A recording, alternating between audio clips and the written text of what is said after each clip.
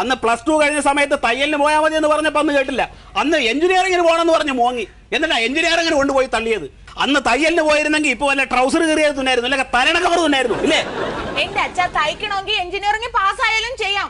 Engineering പാസ്സായ എത്രയോ പേര് ഇപ്പൊ തയ്യൽ ജോലി ചെയ്യുന്നുണ്ട്. അതുപോലെ ഞാൻ ചെയ്തോളാം. അച്ഛൻ എനിക്കൊരു മെഷീൻ മേടിച്ചാ. ട്രൗസർ തുന്ന എന്തിനാണ് എഞ്ചിനീയറിംഗിന് പോണത്? എന്തിനാ പോണത്?